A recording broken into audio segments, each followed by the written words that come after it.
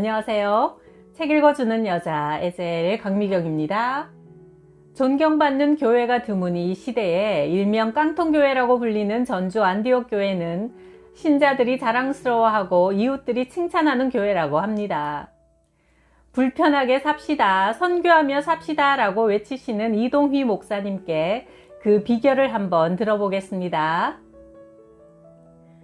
목사, 장로, 집사는 성경에 나와 있는 직분이므로 성직이다. 그리고 그의 자격까지 성경에 자세히 밝히고 있다. 이들의 충성으로 교회는 발전된다. 그러나 오늘날 교회 직분자들을 세상이 존경하지 않는다. 성경 원칙대로 세우지 않고 남발하기 때문이다. 교회가 약하다고 곧바로 세례주고 집사로 임명한다던가 술, 담배 하는 자와 도덕적 결함이 있는 사람을 검증 없이 대량으로 세운 까닭이다. 교회 건축 빚을 청산하기 위해 헌당식과 겸해서 장로, 권사 취임식을 거행하며 장로 될 사람을 5천만 원, 권사 될 사람은 500만 원 등 헌금 액수가 정해진다. 평소 헌금에 냉담한 사람도 직분 받을 때는 감투값이라 여기고 거액을 선뜻 낸다. 결국 명예심으로 바치는데 바치기 힘든 사람은 장로를 포기하거나 교회를 떠나게 된다. 교회에 빚이 없을 경우에는 오르간, 피아노 등 굵직한 기념품을 내놓게 한다. 그러다 보니 돈 없는 사람은 장로, 권사 못 된다는 폐단을 낳고 성직 매매라는 혹독한 비판도 받게 된다. 돈 있는 사람이 교회에서 큰 소리 친다는 비아냥도 나온다. 그 대가로 교회에서는 장로 내외에게 양복과 한복을, 권사에게도 한복을, 헌금을 가지고 해준다. 하나님이 기뻐하실 일일까? 부자 장로 집에는 양복이 이미 열어버린데 꼭 해줘야 격식에 맞을까? 가난한 성도에겐 내의 한 벌 건네주지 못하면서 말이다. 어떤 교회는 장로 임직 때 오직 성경 한 권을 교회에서 준다. 성경 정신에 따라 봉사하라는 뜻이다. 종으로 출발하는 날 오직 십자가 정신만을 심어주어야 한다. 인사도 축하합니다가 아니라 충성하십시오라고 하는 것이 바람직할 것이다. 1983년에 개척한 전주 안디옥 교회는 교회 외관이 깡통을 쪼개 엎어놓은 것 같아 깡통교회라고도 불린다. 사도행전 1장 8절 성령이 너희에게 임하시면 너희가 능력을 받아 땅끝까지 내 증인이 될 것이다 라는 성경 말씀을 표어로 삼고 재정의 60% 이상을 선교비로 쓴다는 원칙을 정한 후 건물 한 평 없이 전세로 있을 때부터 선교를 시작했다. 11조는 전액 선교비로 쓰기로 하여 해외 선교, 농어촌 선교, 특수 선교에 집중하고 있다. 유치부, 청년부, 찬양대 등 교회 내 모든 기관은 전혀 지원하지 않고 스스로 자립하도록 했다. 수고한 성도들에 대한 선물도 없고 지휘자, 반주자 등에게도 수고비를 일체 주지 않았다. 심지어 크리스마스 때도 구역에서 해온 떡을 어른과 아이들이 같이 나누어 먹는 것으로 끝냈다. 어린이들의 헌금까지도 선교와 구제를 위해 사용하는 기쁨을 누리게 했다. 헌금이 하나님의 재산이라면 교회 자체만을 위해 쓴다는 것은 원리에 어긋난 일이다. 세계 구원의 목적을 가지신 하나님의 의도대로 사용해야 한다. 헌금으로 군것질하는 파티나 밥을 사먹는 소모적인 행사를 모두 없애고 꼭 필요한 선교와 구제하는 일에 쓰자 오히려 모든 부서가 자체 힘이 강해지고 활기 있게 변했다. 어린이 주일학교도 먹을 것과 상 주는 일을 하지 않았다. 교사들이 우리 교회는 선교하는 교회요, 남을 도와주는 교회라는 의식으로 무장시켜 어린아이들도 적은 헌금으로나마 선교에 즐겁게 동참하고 있다. 아이들은 말한다. 우리 교회는 깡통을 쪼개 엎어놓은 것 같다. 그러나 우리 교회는 참 좋다. 왜냐하면 구제하고 선교하는 교회이기 때문이다. 성탄이나 연말에도 어떤 성도에게든 수고와 감사의 선물을 주지 않는다. 1년 내내 고생하며 땀 흘린 교사, 구역장들, 수고의 대가를 받아야 할 사람은 많지만 상급은 천국에서 받음을 인식시키고 지상에선 나는 무익한 종이라 해야 할 일을 한 것뿐이다는 생각으로 생략하고 있다. 그러자 오히려 우리 교회를 자랑하며 충성을 다한다. 선물, 파티 등이 봉사자들의 사기를 북돋우는 것이 절대 아님을 알았다. 재직회, 교사 수련회, 성가대 친목회라는 명분으로 헌금을 수십만 원, 수백만 원씩 아낌없이 쓰는 모습을 다시 생각해 봐야 한다. 사도행전의 초대교회는 헌금 모두를 가난한 사람을 위해 사용했는데도 눈부신 발전을 이루었듯이 우리 안디옥 교회도 선교에 대한 자부심으로 더욱 활력을 얻어 놀라운 부흥을 이루었다. 선교는 성숙한 교회로 가는 지름길이었다. 교회의 주인은 주님이라고 말은 하면서도 인간들이 버젓이 주인 노릇하는 태도를 중단해야 한다. 인간들은 조용히 내려앉아 무릎을 꿇고 주님의 계시를 기다려야 한다. 나는 세상 사람 모두가 구원받기 원하노라 하시는 주님의 음성을 듣고 교회는 선교에 모든 힘을 쏟아야 한다. 어느 교회가 총동원 주일 선물을 주기 위해 은행에서 4천만 원을 대출받았다. 그러나 불행스럽게도 사람들이 많이 오지 않아 그 교회 목사는 사임하고 떠나야 했고 교회는 시험에 들었다. 이것은 영혼을 사랑하는 마음으로 전도하는 예수님의 방법이 아니라 투기에 가깝다. 교회 간에 경쟁하는 시대가 되어 상품을 판매하는 세상의 전략을 교회에서도 같이 쓰다가 망한 것이다. 이제 우리는 사도행전의 초대교회 정신을 다시 이어가야 한다.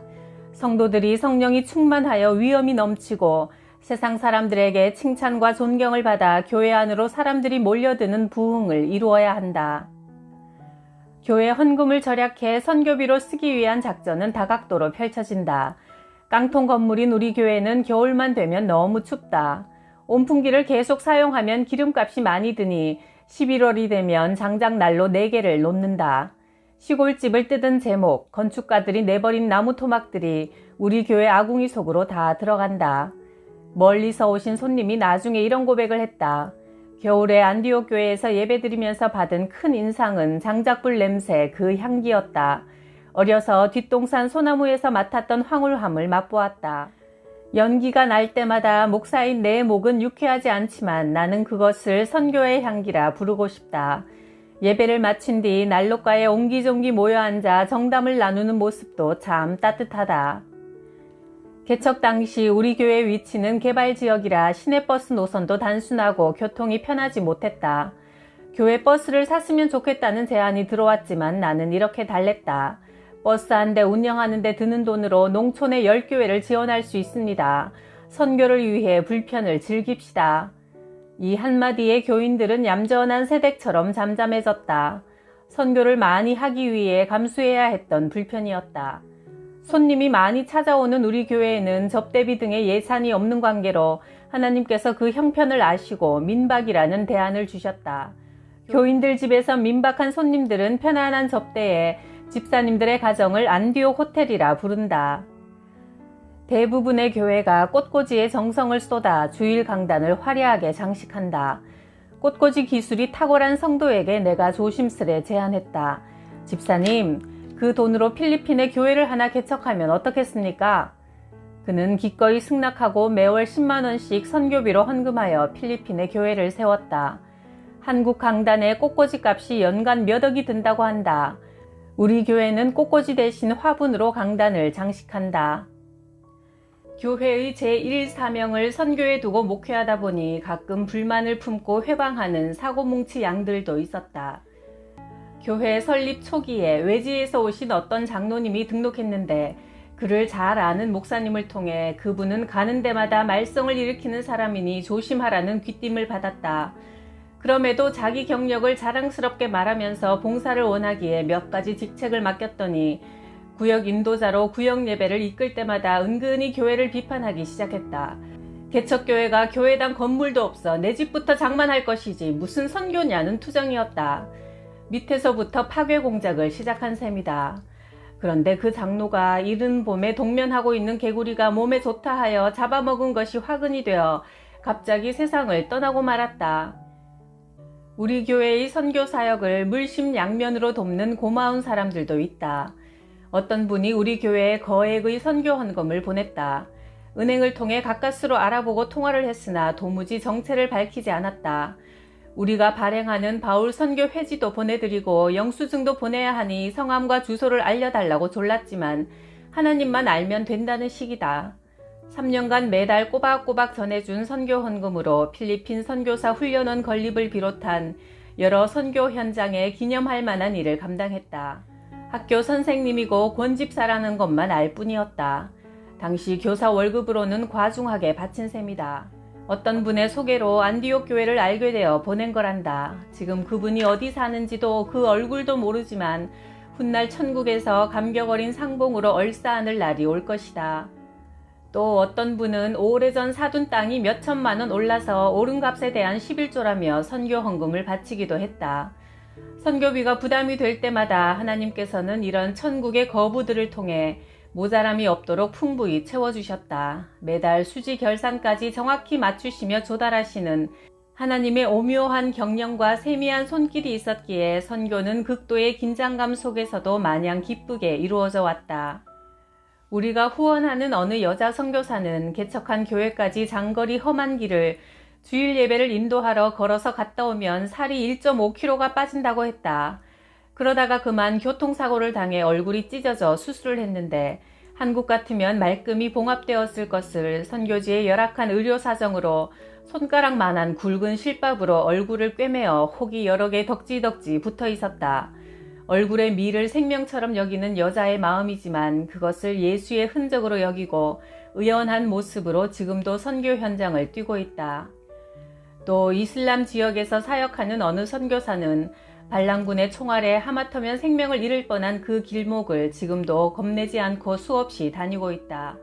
중지하라는 공갈과 위협에도 여전히 주일이면 교회를 열고 예배드리는 그 선교사는 간이 부어있는 세상이 감당치 못하는 사람이다. 우리도 존경받는 길거리 선교사가 되는 쉬운 방법이 있다. 주부들이 시장에 가거든 이왕이면 자기 밭에서 정성껏 기른 채소들을 팔아 아이들 학비를 마련하거나 용돈으로 보태 쓰려고 밤늦게까지 쭈그려 앉아 팔고 있는 아주머니나 할머니에게 가서 사도록 하자. 깎아달란 말은 하지 말자. 돈을 공손한 태도로 지불하자. 그리고 1,000원을 더 얹어주자. 무슨 돈을 또 주느냐고 물을 것이다. 아주머니 집에까지 가시는데 버스 타고 가시라고 드린다고 해라. 전혀 모르는 사람에게 이런 대접받기는 처음일 것이다. 시골에서 여기까지 오셔서 길거리에서 얼마나 수고를 많이 하시느냐는 친절한 말과 함께 가까운 곳에 교회가 있으면 교회 나가시고 예수 믿으시라고 한마디 던져라. 단돈 1,000원으로 천하보다 값진 한 생명을 구할 수 있다. 택시 기사에게 전도할 때는 거스름돈을 받지 말고 내리자. 오히려 기사님 점심 맛있는 거 사드세요 하면서 몇 천 원 더 얹어드리자. 직장에 나갈 때 내가 월급 받아 아이들 학비 내고 생활비로 쓴다는 목적으로 나가면 유괴 사람이다. 그러나 이 직장에 있는 생명들을 구원하기 위해 하나님이 나를 이곳에 선교사로 보내셨다. 그리고 사장에게 하나님께서 지시하여 내 일꾼 선교사에게 선교비를 주어라 해서 나는 월급을 받는다는 생각으로 근무하면 영의 사람이다. 혹시 자동차 사고가 났다면 우선 상대방이 다친 데는 없는가 물어보고 서로 주의하지 못했으니 미안하다고 예의를 갖추자. 피해자일 경우 꼭 필요한 경비만 보험회사를 통해 해결하고 개인에게 뒤집어 씌우는 물질 손해는 요구하지 말자. 가해자에게 관용을 베풀어 전도의 기회로 삼자. 가해자가 된 경우에는 피해자를 위로하고 웬만한 파손 정도는 그냥 지나가 버려라. 자기 돈으로 사서 붙여라. 너무 따지지 말자. 사고 현장에서도 얼굴에 웃음을 지우지 마라. 그리스도인이기 때문이다. 천국 시민은 운전할 때나 사고가 났을 때도 언제나 천사의 얼굴을 가져야 한다. 우리는 언제나 선교사여야 한다. 식당에 가서도 크리스천의 품위를 보여줘야 한다. 종업원에게 예의 바르게 인사하고 음식을 날라올 때마다 수고하십니다. 감사합니다 하고 맛있게 잘 먹었습니다. 따뜻한 감사의 인사를 남기고 예수님을 소개하고 전도하고 나와야 한다. 크리스천은 음식 먹는 매너도 달라야 한다. 흔히 한국 교인들의 신앙 상태를 가리켜서 교회에서는 주여 주여 하지만 돌아가서는 나요 나요 한다는 것이다. 교회 안에서의 신앙은 뜨겁고 열광적인데 교회 밖의 생활은 비신앙적이고 비양심적이라는 비판이다. 새벽 기도에 안 빠지는 권사님이 집에 돌아갈 때는 남의 밭에 들어가 고추나 곡식을 훑어가면 안 된다. 한국 크리스천들이 이 나라 양심의 표준이 되는 나를 사모한다. 누구를 대하든지 선교사의 신분으로 대화하고 생활하면 선교사가 받는 하늘의 상을 당신도 똑같이 받을 것이다. 그러므로 너희가 먹든지 마시든지 무엇을 하든지 다 하나님의 영광을 위하여 하라. 고린도전서 10장 31절. 기도하고 싶은 생각이 들어 어머니 품 같은 가까운 교회당을 찾았다. 그러나 문이란 문은 철저히 잠겨 있다. 천사조차 들어가지 못할 만큼 정문도 연문도 걸어놓았다. 하나님은 내 집은 만민이 기도하는 집이라고 하셨건만 현대 한국교회는 오직 주일용 예배당이지 언제나 만민이 찾아와서 기도하는 집은 아닌 것 같다. 그럼 왜 그렇게 단단히 출입을 금했을까? 도둑 때문이다. 한국교회가 호화스러워져 음향시설 하는 데만 수백 수천 억대를 넘어 설치한 교회도 있으니 문을 닫지 않을 재주가 없는 것이다. 그러나 물건을 지키느라 수많은 기도자의 발걸음을 끊어버렸으니 오히려 그 피해가 엄청나다. 기도 없는 교회는 일반 세속 건물에 불과하며 결국 교회의 정체성을 포기한 셈이다. 은과 금은 있으나 기도하는 베드로는 필요 없다는 생각이다.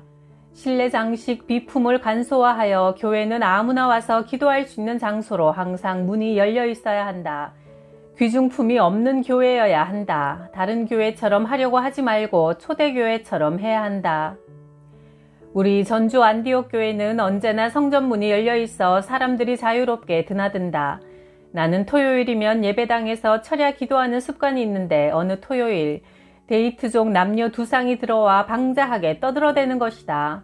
캄캄한 밤인데다 나는 강단 앞에 앉아 있으니 그들은 교회에 아무도 없는 줄 알았을 것이다. 내가 그들에게 조용히 기도하고 가세요 라고 말했더니 느닷없는 우렁찬 소리에 그들은 기절할 정도로 놀란 눈치다. 여자들은 하나님이다 하며 놀랐고 남자들은 목사님이다 하며 서로 우기더니 한 처녀가 하나님 한 번만 더 말씀해 주세요 한다. 웃음이 나왔다. 교회에 문을 걸어 잠그는 것을 거부했기에 도둑도 가끔 맞았지만 누구나 와서 기도하며 쉴 수 있는 공간이 되었으니 즐겁다. 우리나라 대학병원에서 실험용으로 사용되는 시신은 수요량의 2%밖에 충당되지 못해 시신을 수입하는 실정이라고 한다. 사람이 죽으면 그 몸은 흙으로 썩기 마련인데 썩어 없어지게 하기보다 시체라도 유익하게 사용된다면 얼마나 좋을까.